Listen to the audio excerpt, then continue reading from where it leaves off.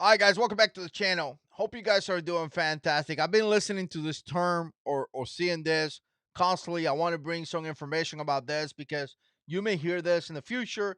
And again, as you hear this kind of stuff, you got to be able to like talk about it, right? Again, I'm not saying argue, I'm not saying attack, I'm not saying to get into a nasty argument. Just simply, sometimes you have to educate people. And as you talk and as you provide facts, people get confusing. What's going to happen is actually two things. Either one, they're going to agree with you, or two, they're going to get mad, call your names, and walk away, right? So, again, it has to do with voting and it has to do with firearms. And a term that I constantly listen lately is like the new push, right? And it's simple. It should be harder to get a gun, should be harder to get a gun than to vote. And essentially, that what they're saying is that it is easier to get a gun than voting, right? Apparently, it's way more easy to get that gun to purchase a firearm than go voting. Now, I want to talk about that. I want to give you a couple thoughts, a couple opinions. Definitely let me know what you think down in the comment section below. You guys know the deal. Support the channel by becoming a patron, joining the Jarhead 6 squad, Amazon affiliate links. All those things are going to be linked down below. It's getting harder every day, apparently, here on YouTube, but we will continue to push videos into pretty much to kick us out. Yeah. All right, let's do this. So again, you know what? I continue to hear this term, and it's a term that you probably see it. If you see it, put it down in the comment section below. But they say that stuff. And it's interesting because as you got to think about this. When you say a lie and you continue to repeat that lie, you're eventually going to believe it. And another technique that I see a lot from the left using is saying something that constantly or it makes no sense at all, completely a lie, and they push it out there. People consume it, people believe it, but then they apologize, right? But again, by apologizing, well, we retracted our opinion, but yeah, you retracted your opinion, a midnight with a little thing like this, but you make your lie so big that if 100 people listen to the lie, but only 3 people listen to your apology, there is 97 people out there spreading the lie. And again, it becomes a shame. Like people after people after people, and it becomes something that people actually believe. Again, they are controlling the way that media is being or information is being told to you. I saw a guy that put a comment in my channel just a couple days ago, and I was thinking about what God says, right? What is right is wrong, what is wrong is right. I mean, a complete different. What is white is black. What's black is white. What is sweet is again a complete different. I forgot exactly how the whole verse goes. What is sweet is bitter. What is bitter is sweet. Again, it's pretty interesting. Essentially, what it means is like, you know what you thought it was right is not right no more. People want to make something that is wrong right and what is right wrong.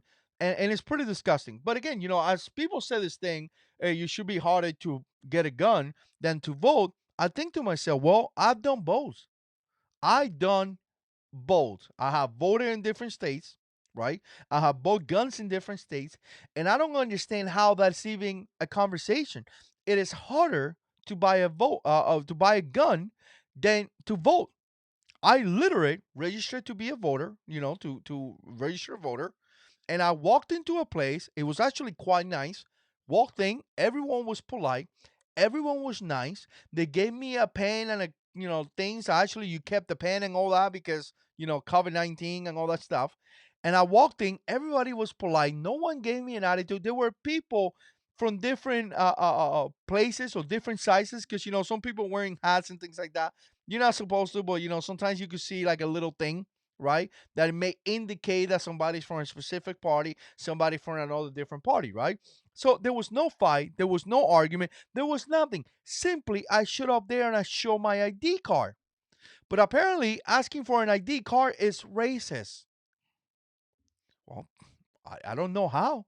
If you got to change your check, you have to show your ID card. If you do anything in anything at work, you have to show your ID card if you have to drive a vehicle.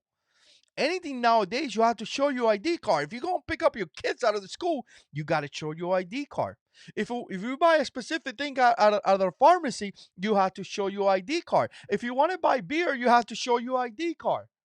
I mean, your ID card is something that is shown very often. That's why they actually make wallets with the ID card showing, right? So I don't understand how, if I want to change a $50 check, I have to show my ID card. But if I had to vote for the president of the United States, should not be required to show an ID card? Hmm. Apparently, showing an ID card is racist. I don't get that. Truly don't get that. It is what it is. But again, as people said things like, oh, you could buy a gun easier than to vote. To me, it's insane. You could vote by mail. You literally could vote by mail. In many states, you can. Can you buy a gun by mail? The answer is no for most Americans. The answer is no. They continue to tell you, the media will push it out there like saying like, oh yeah, you could buy a gun by mail. No, you cannot. You could buy a gun online that it will be shipped to an FFL. And then you walk into an FFL, you pay him a fee, usually 20, 25 bucks, 30 bucks. You show him an ID card, you do a background check, and then you get that gun.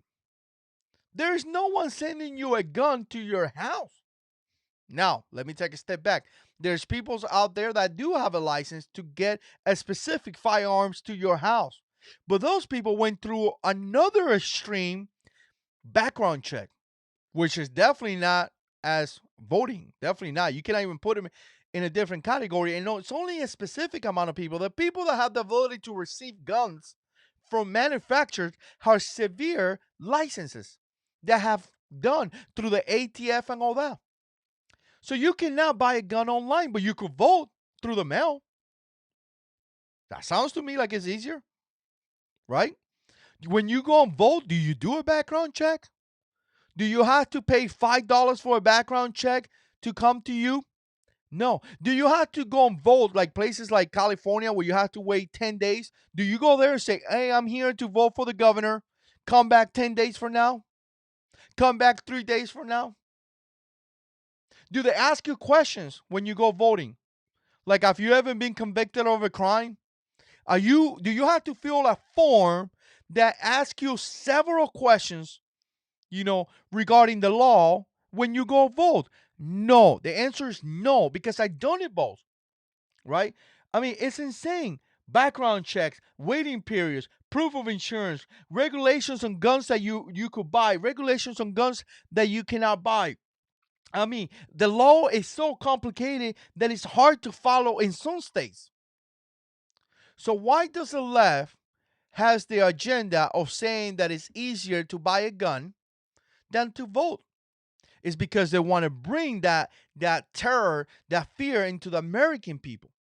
They want to bring them into that. They want to push it out there, and they want to make people believe that, because people nowadays are lazy. People don't do any background check. People don't check anything. People read something in stupid Facebook and they believe it. And they don't not willing to do any research.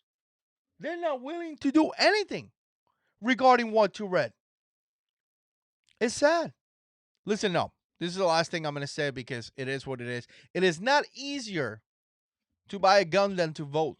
It's actually quite simple to vote. All you have to do in many states is register, and you walk into a nice place where there's going to be a nice lady, most likely. Usually, the older people that volunteer to do stuff like that.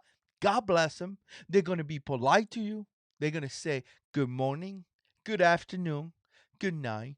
They're going to give you a phone. They're going to give you a pen. It's going to be very sweet. You're going to have AC, and it's going to be very sweet. You won't have to wait 10 days. You won't have to be treated like a criminal because you own a firearm. You won't have to pay $5 for a background check. You don't have to do none of those things.